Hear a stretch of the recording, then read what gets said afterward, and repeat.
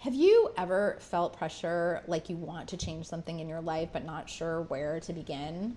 Are you as tired as I am of all the social content out there that claims to want to liberate you but is really glorified advertising that keeps us small and into set boxes of societal norms of what success should look like for a woman in their 40s, 50s, 60s, in any age? Yeah, well, these are things that I think about a lot and have thought about a lot since turning 50 and also since turning my life upside down and completely changing it. Hi, I'm Michelle, and I welcome you into my digital third space, a place for connection, community, creative health, and for transforming your life at any age and cheering each other on. In today's video, I'm sharing my 8 transformational truths. These are mindset shifts, realizations, processes that I return to again and again when I make decisions in my life. I can honestly say that returning to these whenever I try to make a decision, an important decision in my life, has led to more confidence, more adventure, more happiness, and for me feeling completely at home in my life and my body. So I'm gonna go through my 8 transformative truths that I've gathered through 57 years of being on this planet, of being a human. And also I've written out some ways that if any of these resonate with you, some ways that I feel like you could apply them to your life right now today.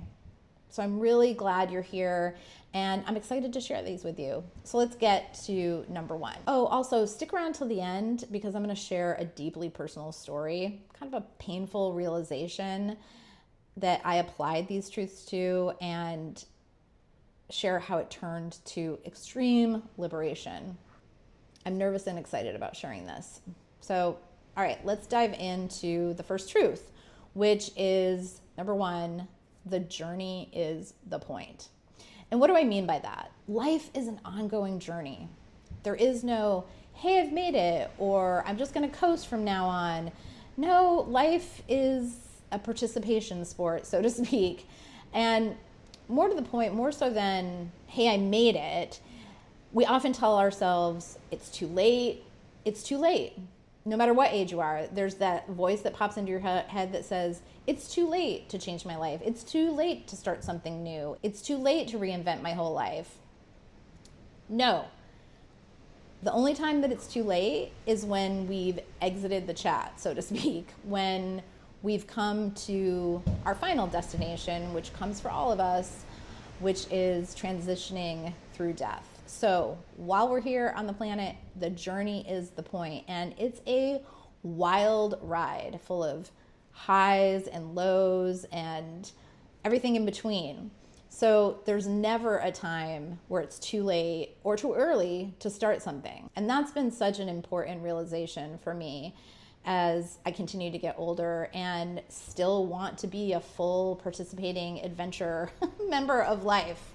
Say, for example, say that you want to give away 95% of your things, edit down your work life to a laptop and live in different countries where you don't know anyone, putting your whole life into a 24-inch suitcase. Hey, hi, hello, that's me. And people around you say, what are you even thinking? First of all, it's none of their business.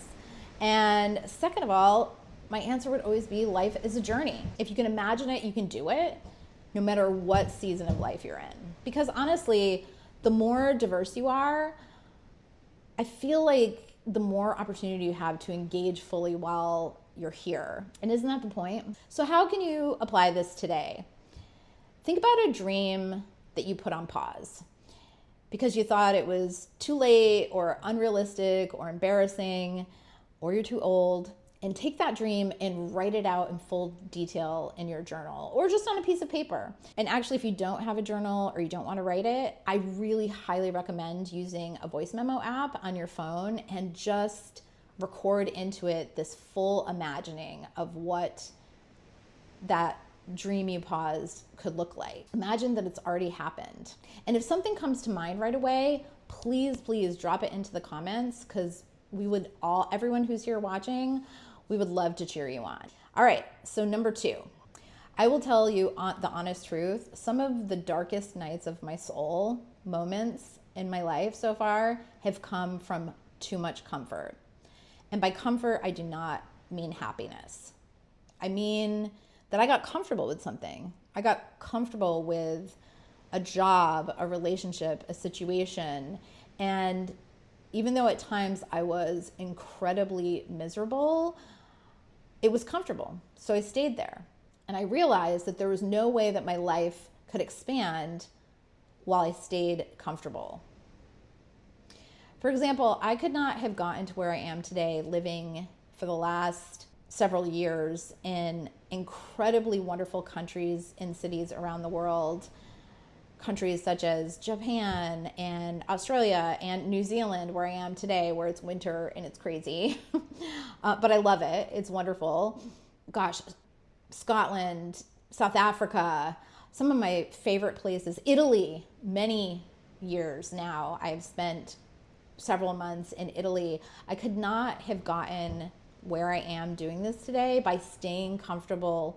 And right before I started doing this, I was in a very comfortable job with all the hallmarks of success, but I was miserable.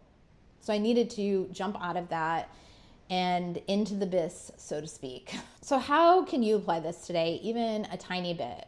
I feel like there's some place in our lives, in all of our lives, that we're comfortable but not happy.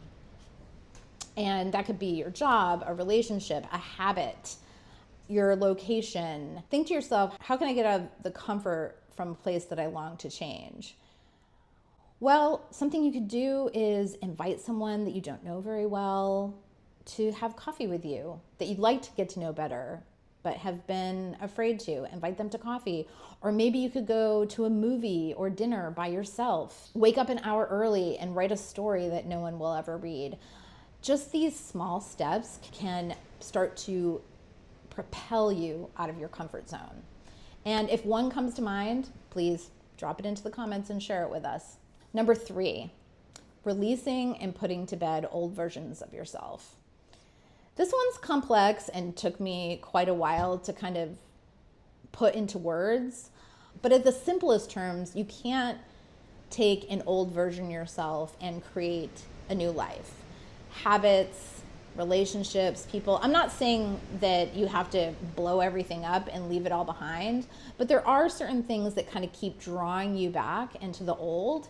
And honestly, I've had so many different versions of myself that I have tried to bring through into my new reality that I want to create and have painfully extracted them. It's easier for me now. I think it does get easier as we get older to just say, I've kind of outgrown that version of me, and to say thank you for the gifts, thank you for the challenges, and leaving it behind can be very freeing and can also create energy in the universe and open lots of new doors for you. I just recently identified a self-soothing habit that I had that was really not good for me. I had had it for decades. And honestly, it just came to me in the last 2 weeks that this was keeping me stuck in an area of my life that I wanted to expand. And I wrote in my journal, I am no longer going to do that. And every time that my brain goes to, hey, let's do that because it feels good, and it's something we've done since you were a teenager, I thought, no more. And it's been hard, but wow, I can already feel huge changes coming through because I've let it go. Another example in this is that over a decade ago, I started getting interested seriously in tarot reading and astrology.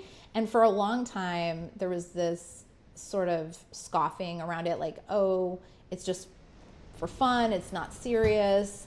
And this old professional version of me would never admit to reading about tarot or seriously looking at my astrology chart. And now I've been practicing tarot reading and not so much astrology, but I am fully into reading from the experts. But I myself have practiced tarot and given readings, and I absolutely love it. It is so weird, the kind of boundaries we put around ourselves because it doesn't fit a version that maybe other people project onto you. I hope that makes sense. These can be old stories that you tell about who you are and like what's acceptable for you to want in life or to enjoy in life. And it can be so freeing to say, that's an old version of me and I'm putting it to bed. I encourage us all to be curious about the things that spark inside of us, that spark interest inside of us. Like, be curious about them and follow that thread and really embrace it. You never know what kind of new version of you is trying to be born out into the world. So an easy how you can apply it, what is a habit or a thought or a behavior that is outdated for you? And what could you possibly replace it with? I say really explore your curiosity and what sparks and follow that. I'll be so excited to hear what you follow. Okay, number 4. You cannot think your way into a new life. And let me tell you, I have tried for decades. My brain loves to plan and think and make lists and prepare. And oh my gosh, it has kept me stuck so much more often than not. And this shifted definitely in my 50s, that I stopped planning everything and waiting to start and started taking quick action. Action is the only way for a path to unfold, is to begin walking it. That is something I remind myself of every single day. Definitely leaned on this number 4 while starting this YouTube channel, starting before I was ready.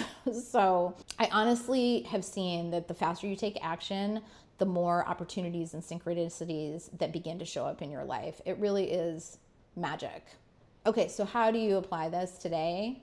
What is something that you think about a lot? I mean a lot, like daily, that you have not taken any action on, but you think about a lot.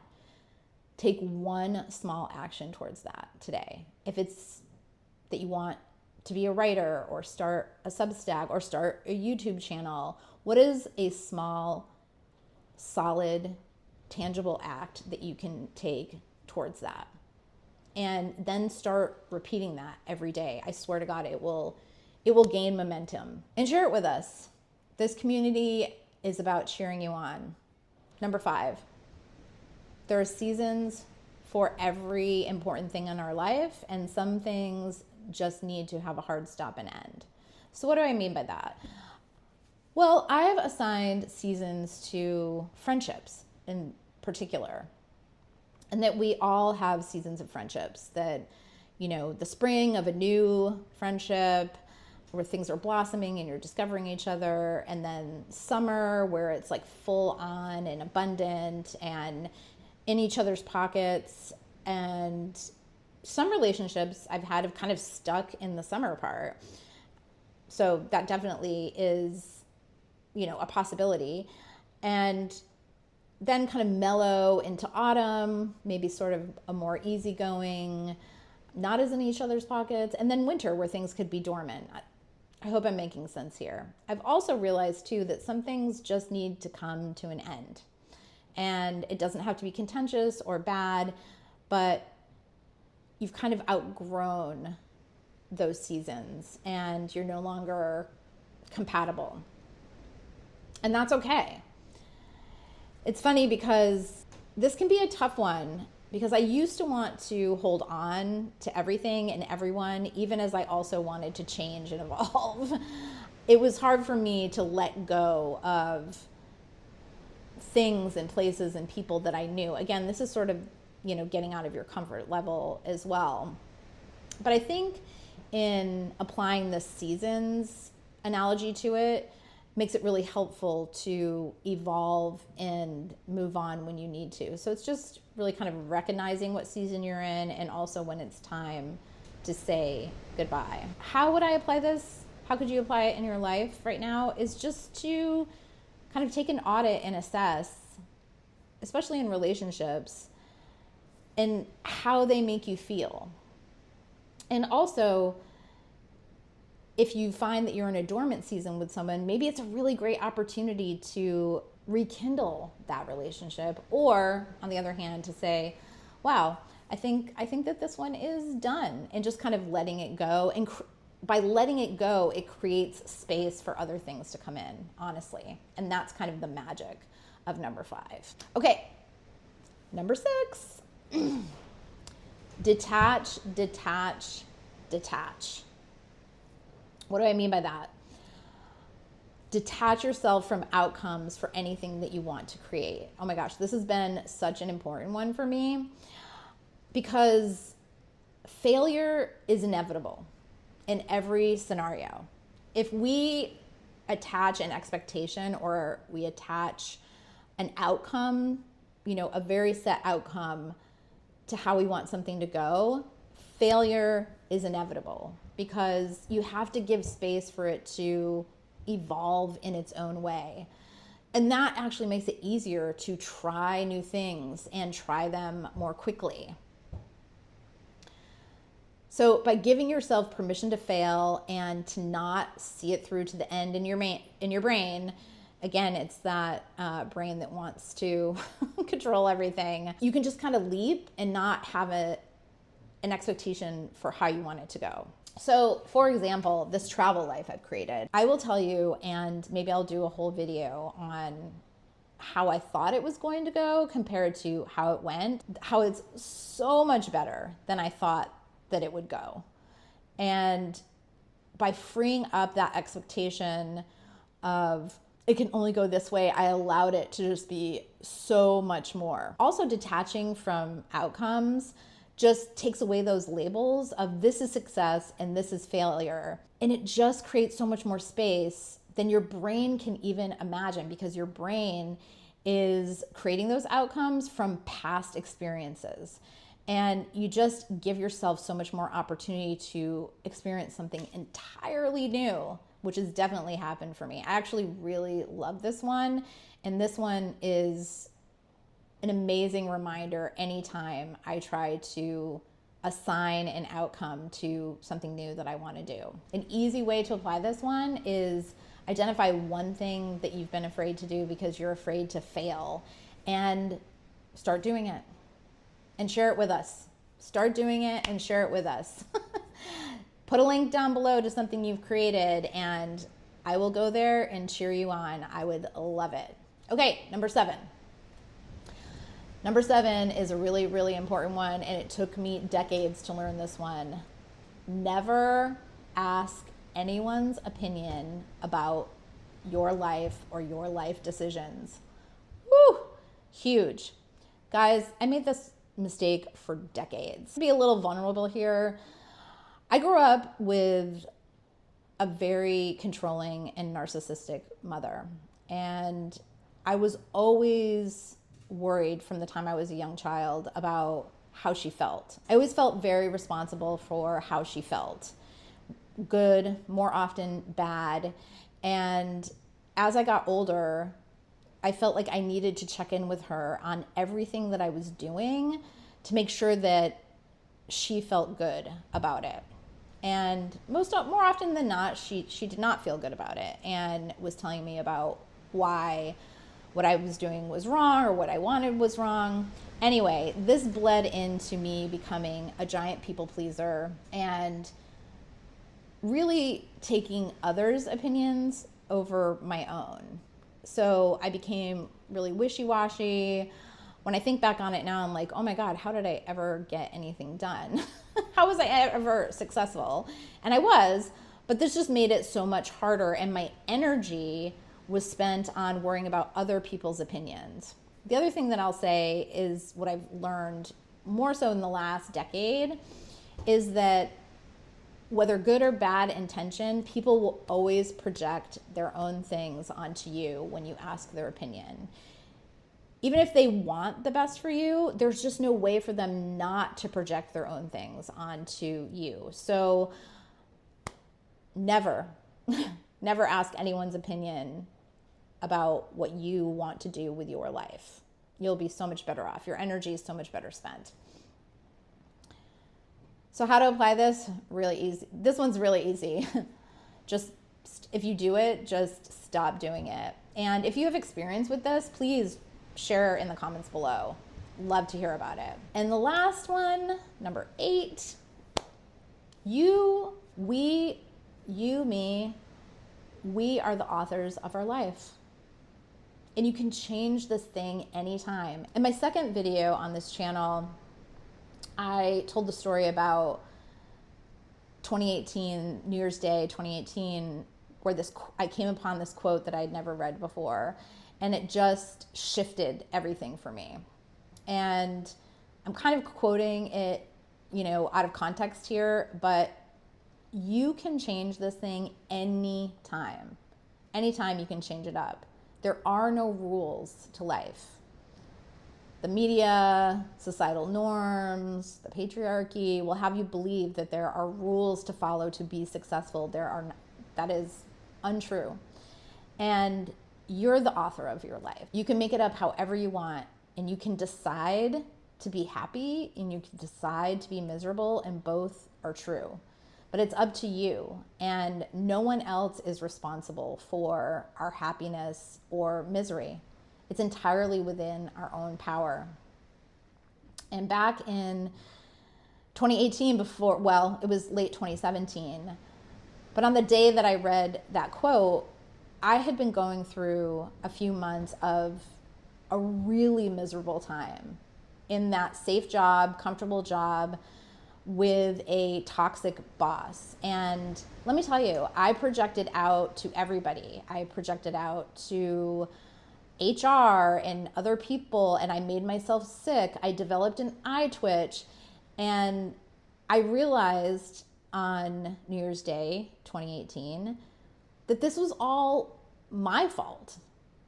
And if I didn't want to place blame, that it was like, well, this is all your own doing, because you have the power to be miserable or happy.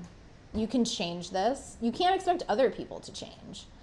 And wow, that was super liberating. And I will tell you, I didn't leave that job for another 3 months. It wasn't like I walked in the next day and said, oh, I quit. But from that day, my entire inner self shifted and things became lighter and happier. And I started envisioning how I wanted to show up in the world, how I wanted the world to be reflected back to me by being the author of my own life.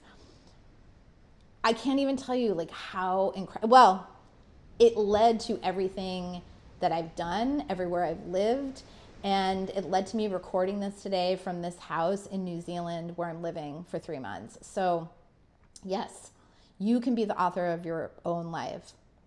So how can you apply this today? I really recommend either voice memo or journal. Just start writing out what you'd like to see over the next 3 to 6 months. It doesn't matter. Don't be reasonable. Don't be, well, if this happens, I could do this.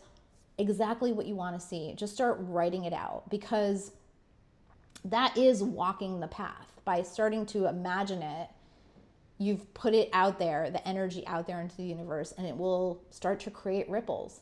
So do that today and share with us a sentence from what you wrote down in the comments. I would love it.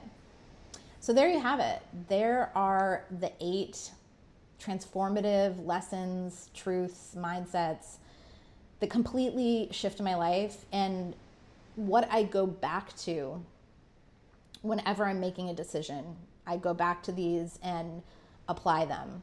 And I hope that you found some goodness for yourself here too. And let me know which number resonated with you most. I'd love to hear it. Okay. So this story. So sharing vulnerably in how I wanted my life to go. Oof, I feel like a little bit of fear. I'm like, oh, felt some emotion come up. So I wanted to just share in applying this that it's now been almost a decade, but I decided after years of ups and downs and spinning my wheels almost a decade ago, I decided to go no contact with my family. And it wasn't contentious and it wasn't a big blowout, but it was just consistently this feeling of anger and hurt and sadness, and really took a look at, what I wanted for my life and what was draining me the most. And this constantly trying to make it work or putting up with it, or just saying I have to do it because they're your only family. None of that is truth. It's just what we've been conditioned, or at least what I've been conditioned to think is the only way possible of dealing with something like this. And I just said, I can't do this anymore. So it's been almost a decade, and my life has opened up so exponentially. It's crazy. And I don't think that I would be here recording from New Zealand, living the life I'm living, if I had still kept them in my life, because I was stuck in an old version of me that was not mine. It was my parents. And I also had a realization that my parents were never going to see me beyond this character that they had cast me as, maybe since birth. I don't know. But it was one of the most liberating things that I've ever done. It definitely falls in line with many of these transformational truths. And so thank you for letting me share that.